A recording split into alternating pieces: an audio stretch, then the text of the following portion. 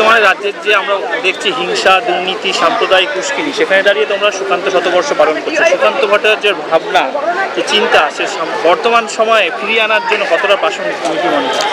সুকান্ত ভট্টাচার্য কিশোর কবি হিসাবে শুধু আমরা হয়তো সাহিত্যের পাতায় দেখি, কিন্তু সুকান্ত ভট্টাচার্য এই কলকাতার শুধু নয়, এই বাংলার সাহিত্যের ভাণ্ডার এবং গোটা ভারতবর্ষের রাজনীতির ক্ষেত্রে অন্যতম একটা গুরুত্বপূর্ণ নাম, যার প্রত্যেকটা একজন মানুষ যখন পৃথিবীতে কিছু কাজ করেন, প্রত্যেকটা কাজের পেছনে তার একটা নির্দিষ্ট দর্শন থাকে।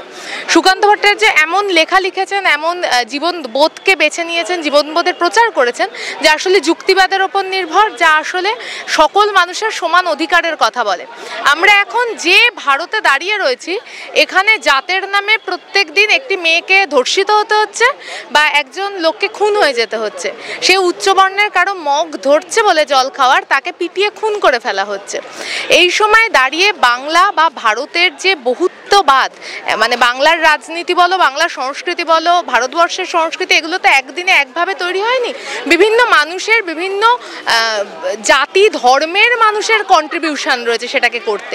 সে গোটাটাকে ভাগ করে দেওয়ার চেষ্টা হচ্ছে। আজকে আমরা যখন এখানে সুকান্ত ভট্টাচার্যের জন্ম শতবর্ষ করছি, গোটা কলকাতার কেন গোটা বাংলার মানুষ নিজেদের কাগজ খুঁজছে, নিজেরা এই দেশের নাগরিক কিনা, যে দেশে তারা মাঠে জমিতে ধান ফলালো, যে দেশের কারখানায় নতুন কিছু গড়লো, যে দেশের ছেলেমেয়েরা গবেষণা করলো, সেই দেশে এখন মানুষকে প্রমাণ করতে হচ্ছে নাগরিক কিনা।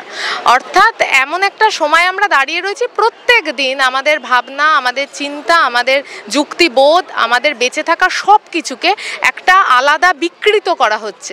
সেখানে দাঁড়িয়ে এই ছাত্র যুব উৎসব, আসলে এটা আগে সরকারি উদ্যোগে হতো, একদম ব্লক স্তর থেকে শুরু করে কলেজ, বিশ্ববিদ্যালয় স্তর অবধি হতো। এখন সরকারের উদ্যোগে যে উৎসব হয়, সেই উৎসবে তো যত না আনন্দ থাকে, তার থেকে অনেক বেশি মানুষকে খুন করা থাকে, অনেক বেশি গন্ডগোল থাকে।